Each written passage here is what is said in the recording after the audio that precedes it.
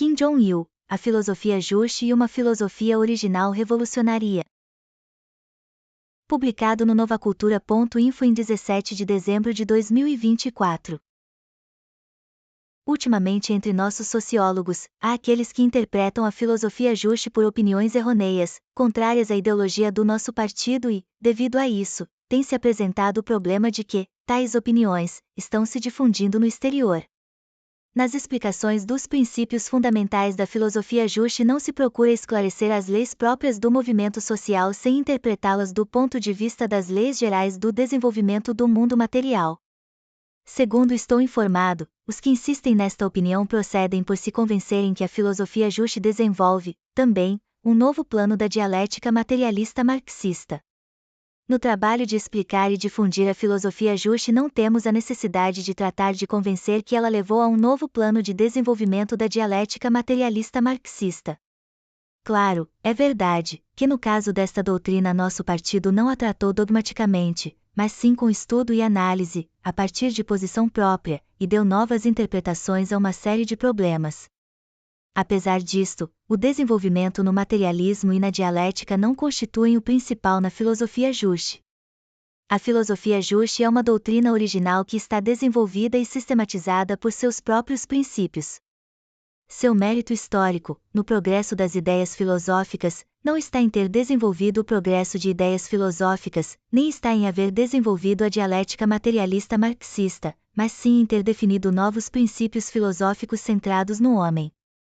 A filosofia marxista levantou como questão fundamental da filosofia as relações entre a matéria e a consciência, o ser e o pensamento. Sobre a base de demonstrar a primazia da matéria se esclarecia que o mundo está constituído por matérias e que se transforma e evolui por seu movimento.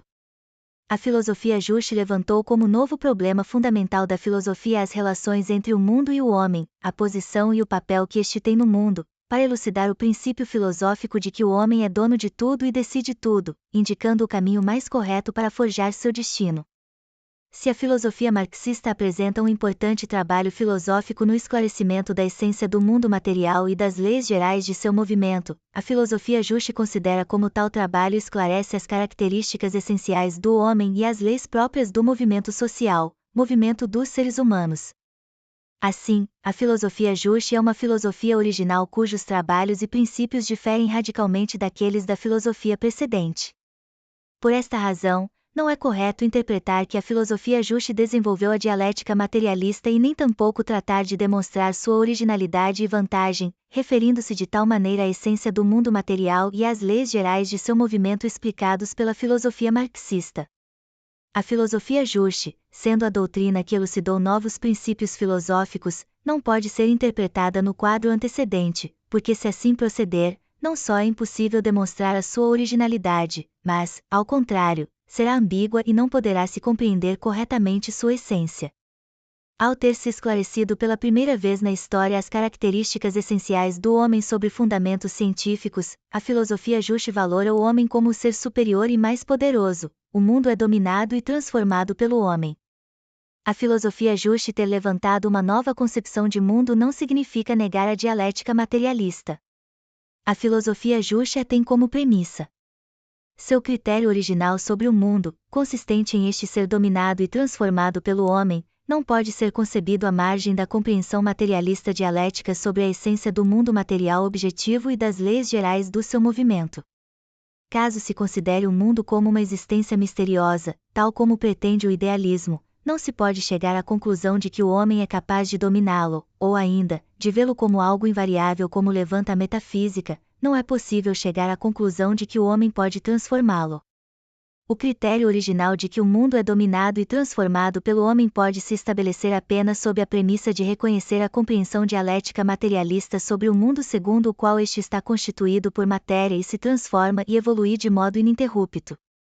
Ainda que a dialética materialista marxista tenha uma série de limitações e insuficiências, seus princípios fundamentais são científicos. Por isto, a filosofia Juche toma por sua premissa a concepção dialética materialista sobre o mundo. Isto não significa que a filosofia Juche herdou e desenvolveu simplesmente a dialética materialista. À margem do conhecimento dialético materialista acerca do mundo material objetivo é impossível compreendê-lo e transformá-lo de modo científico, mas somente baseando-se no princípio materialista de que o mundo é formado pela matéria e pela dialética que se transforma e evolui sem cessar. Não se chega à conclusão de que o homem ocupa a posição de dono do mundo e executa um papel determinante em sua transformação. Somente sob a condição de aclarar características essenciais do homem, que se distingue de modo fundamental das demais matérias, é que se pode elucidar justamente a posição e o papel especial do homem como dono e transformador do mundo. Apenas após elucidadas pela filosofia Juche, sobre fundamentos científicos, as características essenciais do homem, ser social com independência, espírito criador e consciência, poderia definir-se o princípio fundamental de que ocupa no mundo a posição de dono e desempenha o papel decisivo em sua transformação. Partindo do princípio antropocêntrico, a filosofia Juche estabeleceu a concepção juchiana da história social, o ponto de vista juchiana da história, segundo o qual a limitação da concepção anterior da história social foi superada e uma mudança radical ocorreu na abordagem sobre esta. Ao aplicar a história social às leis gerais do desenvolvimento do mundo material, a filosofia marxista estabeleceu a concepção dialética materialista sobre esta, o ponto de vista materialista da história. Assim, não engamos o mérito histórico do conceito materialista da história. Ele deu uma importante contribuição para combater concepções reacionárias da história social e carentes de fundamentos científicos que se baseiam no idealismo e na metafísica. Por outro lado, como o homem vive em um mundo material objetivo e a sociedade está inseparavelmente ligada à natureza, é certo que também nos fenômenos sociais atuam as leis gerais do desenvolvimento do mundo material. Mas, se as leis gerais do desenvolvimento do mundo material se aplicam tal qual a dos fenômenos sociais, sem ver que no movimento social atuam suas próprias leis, a compreensão da história social não pode resultar menos que unilateral. O movimento social se transforma e se desenvolve segundo suas próprias leis. É a ação do homem que domina e transforma todo o mundo. O homem realiza atividades de transformação da natureza para alcançar seu propósito de dominar e transformar o mundo material objetivo. Com a transformação da natureza, cria-se os bens matérias e as condições para a vida material. Esta atividade está encaminhada a satisfazer suas necessidades sociais e pode realizar-se somente mediante a cooperação social. Os homens executam as atividades de transformação da sociedade para melhorar e completar suas relações de cooperação social. São eles que transformam tanto a natureza quanto a sociedade. Ao implementar essas atividades, transformam e desenvolvem a si mesmos. Em suma, o estado de transformação do mundo pelo homem se realiza por meio da transformação da natureza, a sociedade e o ser humano, e seus sujeitos são as massas populares. Estas criam todas as riquezas materiais e culturais da sociedade e desenvolvem as relações sociais. O movimento social, sendo uma atividade que tem por sujeito as massas populares, possui suas próprias características, diferentes da evolução da natureza. Esta se produz espontaneamente pela interação das matérias que existem objetivamente, mas o movimento social surge e avança pela ação e o papel que exerce seu sujeito com iniciativa. Por isso, sem os princípios da dialética materialista, que elucidam as leis gerais do desenvolvimento do mundo material, se aplicando tal como está a história social, não se esclarece de forma rigorosa a essência da sociedade, tampouco a legitimidade do seu movimento. A principal limitação da concepção materialista da história reside em não esclarecer corretamente as leis próprias do movimento social sem desenvolver seus princípios propriamente em comunidade com a evolução da natureza, que são igualmente materiais. A concepção materialista marxista da história divide a sociedade em ser social e consciência social e em suas relações, concedendo significado determinante ao ser social, e também no caso da estrutura, a dividiu em força produtivas e relações de produção, e na base a superestrutura, deu importância decisiva à produção material e às relações econômicas. Esta é a aplicação fiel na história social do princípio da dialética materialista de que o mundo está integrado por matéria, se transforma e evolui segundo as leis gerais do movimento da matéria. O mundo que analisaram os criadores do marxismo ao aplicar a história social às leis gerais do mundo material foi um mundo unificado, de modo que não só a natureza, mas também o homem e a sociedade são matérias. Para ver o homem como um componente de um mundo unido pela matéria, sem observar nele um ser social dotado de independência, espírito criativo e consciência, aplicado na história, tal como estão as leis gerais do movimento do mundo material, não pode menos que considerar o movimento histórico-social como um processo da história da natureza. Desde logo, também a sociedade se transforma e se desenvolve não pela vontade do homem, mas segundo determinadas leis. No entanto, a ação destas leis na sociedade difere essencialmente das da natureza. Estas leis se acionam de modo espontâneo, independentemente das atividades do homem, porém na sociedade são ativadas por intermédio de atividades independentes, criadoras e conscientes do homem.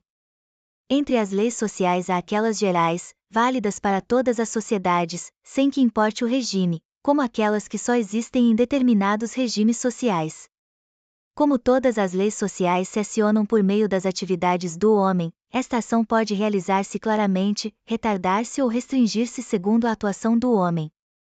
A afirmação de que as leis sociais são acionadas através das atividades do homem não significa que elas não possuem um caráter objetivo e que, no movimento social, não pode existir espontaneidade. Quando se criam certas condições econômicas, entram em ação inevitavelmente as leis sociais correspondentes e, por conseguinte, revestem caráter objetivo igual às leis da natureza. O movimento social em que atua a espontaneidade está relacionado com o fato de que é relativamente baixo o nível do desenvolvimento do espírito independente e criador e a consciência do homem, e que não está estabelecido um regime social em que se fomente plenamente estes atributos do homem. Com o crescimento do espírito independente e criador e da consciência do homem, e o estabelecimento de um sistema social que os coloque em plena ação, a pessoa atuará mais conforme às exigências das leis objetivas e se reduzirá o raio de espontaneidade. O progresso da sociedade é precisamente o desenvolvimento do espírito independente e criador e da consciência das massas populares, e se elevam estes atributos e se aperfeiçoa o sistema social segundo sua demanda, a sociedade logrará maior avanço pelas atividades conscientes e bem-intencionadas das massas populares. Isso significa que se aplicam em todos os terrenos as leis do movimento social que transforma e se desenvolve graças às ações conscientes do sujeito. Enquanto os criadores do marxismo estabeleceram a concepção dialética materialista da história social aplicando as leis gerais da evolução do mundo material, se confrontaram com muitos problemas que surgiam no movimento social e que não puderam encontrar solução somente com essas leis. Por isso, com o propósito de evitar a parcialidade dessa concepção, apresentaram algumas teorias, incluindo a de que a consciência social reage às condições materiais econômicas ainda que em reflexo, e também a política, enquanto se determina pela economia, reage sobre ela. Não obstante, a concepção materialista marxista da história é, em todo o caso, uma concepção da história social, que considera como principal a comunidade da evolução natural e do movimento social, e com esta doutrina não era possível evitar a limitação que obrigava a considerar a evolução da sociedade como a da história natural. Enfim, a diferença essencial da filosofia Juche e da precedente parte da compreensão diferente do homem. A filosofia marxista, ainda que defina a essência do homem como a totalidade das relações sociais, não elucida corretamente suas características peculiares como ser social. Portanto, essa doutrina desenvolver os princípios do movimento social aderindo fundamentalmente às leis gerais da evolução do mundo material. As características peculiares do homem como ente social foi aclarado pela primeira vez e de forma integral pela filosofia Juche. Como afirmamos em documentos de nosso partido, o homem é o ser social que possui independência, espírito criador e consciência, nada objeta isto. No entanto, alguns sociólogos persistem em sua opinião errônea de explicar como o homem se tornou um ser social com esses atributos. Eles interpretam as características do homem como uma questão do seu nível de desenvolvimento como ser material e insistem em buscar sua origem na heterogeneidade dos componentes da matéria e a complexidade das estruturas. Esta é, de fato, uma opinião que considera as características essenciais do homem como produto de seu atributo natural e biológico, como resultado de seu desenvolvimento e aperfeiçoamento. Quando se fala do homem como um ser vivo, é possível compará-lo com outros organismos e analisar os componentes biológicos de seu corpo e as características das estruturas. Porém, o homem que se refere à filosofia Juche somente tem um organismo altamente desenvolvido, se vive e atua com espírito independente e criador e com consciência, dados que não pode ter nenhum outro ser vivo. O ponto de partida destes atributos se encontra na peculiaridade que nenhum outro organismo pode possuir e não no desenvolvimento de alguma propriedade comum dos seres viventes. O homem tem espírito independente e criador e consciência por ser um ente social que vive e atua como parte do coletivo social e mantém relações sociais. São atributos sociais que se formam e se desenvolvem no curso da história social em que as pessoas atuam por meio das relações sociais. Por ter tal organismo, pode-se afirmar que o homem é o último produto da evolução e é o ser material mais desenvolvido. Por mais desenvolvido que seja seu organismo, o homem não teria se convertido em um ser independente, criador e consciente se não tivesse vivido e atuado em relações sociais formando um coletivo social. Se o homem não tem uma vida física, não pode ter uma vida sociopolítica, porém esta não nasce daquela.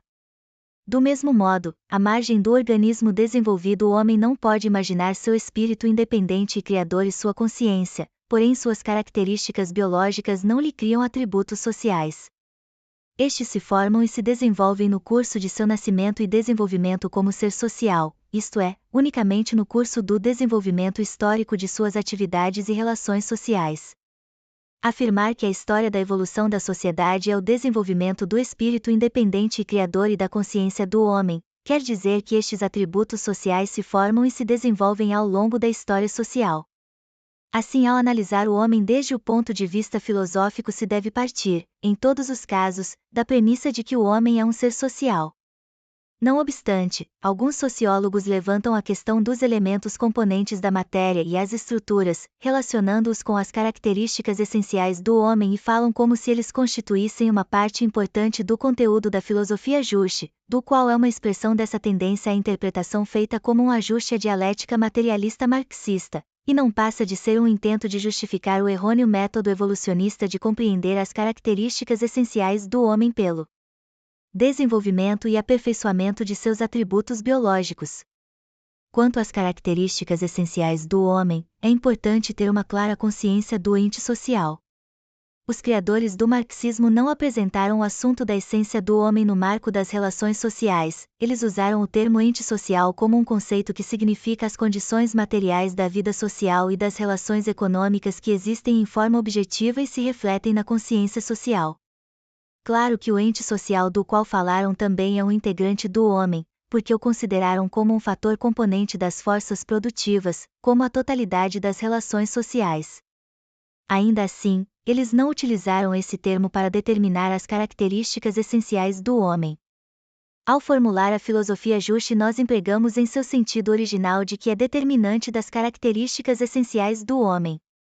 Segundo os princípios desta filosofia, o homem é o único ente social no mundo. Embora, alguns sociólogos ainda incluem obstinadamente a entidade às riquezas e às relações sociais, diluindo assim as diferenças entre estes fatores. As riquezas e as relações sociais se criam e se desenvolvem pelo homem e, por conseguinte, não podem incluir-se no conceito que define as características próprias do homem. Desde logo, quando se fala da filosofia marxista, é possível usar o termo ente social no sentido que lhe atribuem seus criadores. Porém, no que se refere à filosofia Juche, se interpreta o conceito de ente social neste sentido, resultaria em uma compreensão vaga sobre as características do homem. Como a filosofia é uma nova filosofia com seu próprio sistema e conteúdo, não se deve tratar de interpretar suas categorias em um mesmo sentido das convencionais. Uma causa principal de alguns sociólogos cometerem devaneios na explicação e na difusão da filosofia Juche consiste no fato de não partiram da exigência da prática revolucionária ao analisar os problemas filosóficos. A teoria deve basear-se na prática e estar a seu serviço. A teoria separada da prática não pode aclarar a verdade de maneira correta e não possui nenhum valor. Também nas análises dos problemas filosóficos, o grande líder, camarada Kim Il-sung, sempre partia da exigência da prática revolucionária e para dar respostas científicas aos problemas ideológicos e teóricos que esta apresentava, concebendo assim, a filosofia Juche. Nosso partido a sistematizou, aprofundou e desenvolveu integralmente, generalizando os frutos profundos da experiência revolucionária. A prática revolucionária é a luta pela realização da independência das massas populares e estas são responsáveis por elas, razão pela qual na busca filosófica é importante implantar a teoria refletindo com acerto suas exigências e aspirações e generalizando suas experiências na luta, convertendo-a em seu patrimônio.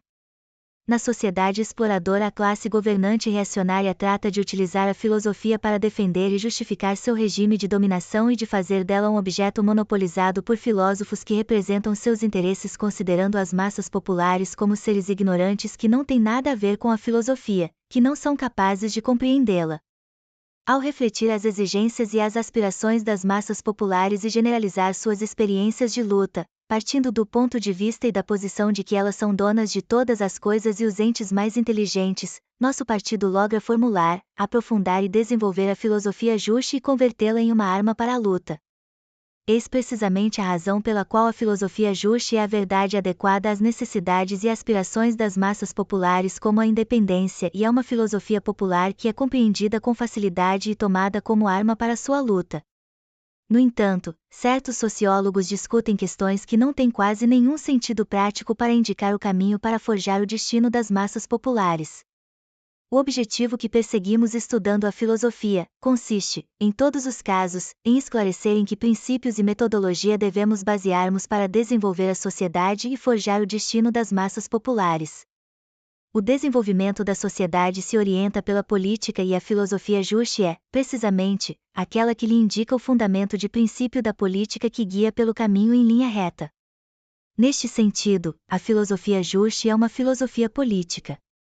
Alguns sociólogos afirmam que para divulgar a ideia justa, tendo em conta a peculiaridade de sua difusão para o exterior, deve-se explicar a filosofia justa como desenvolvimento da dialética materialista marxista e, porém, não devem proceder assim, e sim deixar claro que ela é uma nova filosofia revolucionária. É um erro justificado sob o pretexto da peculiaridade de divulgação no exterior, a explicam moldando a filosofia anterior ou a explicam como se fizesse parte da ideia justa, temas contraditórios ao seu princípio fundamental. Além disso, no plano da divulgação no exterior não há por que sacar a coleção essas questões carentes de sentido político e significação teórica e prática, passando por alto a exigência real de dar respostas claras, atendendo ao princípio fundamental da filosofia justa, a muitos e urgentes problemas teóricos e práticos que se apresentam em escala internacional. Na difusão da ideia justa para o exterior, há de se explicar de maneira correta e fazendo referência aos problemas reais, o fato de que a filosofia justa é original, nova e revolucionária. Há de se procurar evitar que surja desvios tanto na divulgação para o exterior como na investigação, o estudo e a educação da filosofia justa. Esta é a filosofia revolucionária, filosofia política de nosso partido, que esclarece o fundamento filosófico de sua ideologia reitora, a ideia justa, e os princípios fundamentais da revolução. Não se trata apenas de um mero problema filosófico sobre a teoria, mas um problema de critérios relacionados e de posição com a ideologia do partido. Procura-se que assimilem como verdade a ideologia do partido, a defendam com firmeza e convertam em convicção revolucionária para compreender, interpretar e divulgar de maneira correta a filosofia justa. Devemos sentir um alto orgulho e dignidade por ter uma grande filosofia política como a justa e, estudando com profundidade seus princípios, aplicando-os ao pé da letra em atividades práticas para a revolução e sua construção. E temos que analisar e julgar todos os fenômenos da sociedade em estrita adesão aos princípios da filosofia justa e aglutinar com firmeza as massas populares em torno do partido e elevar o papel do sujeito segundo as exigências dela, impulsionando assim com força o processo revolucionário e construtivo. Mesmo com a filosofia justa que nossos cientistas e o resto do povo devem estudar, aprender e seguir, também deve conhecer a ideologia filosófica anterior, o marxismo-leninismo. Sobretudo, os sociólogos têm que conhecê-las com clareza.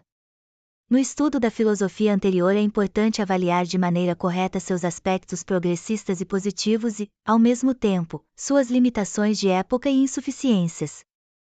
Somente conhecendo com clareza as limitações de época e a insuficiência ideológicas e teóricas da filosofia anterior, junto com seus méritos, é possível evitar o dogmatismo ao tratá-la e compreender com profundidade a originalidade e superioridade da filosofia justa. Sobre a base do estudo e da assimilação desta à luz de seus princípios, os sociólogos devem prestar profunda atenção a conhecer claramente o mérito da filosofia anterior e, ao mesmo tempo, limitações e insuficiências.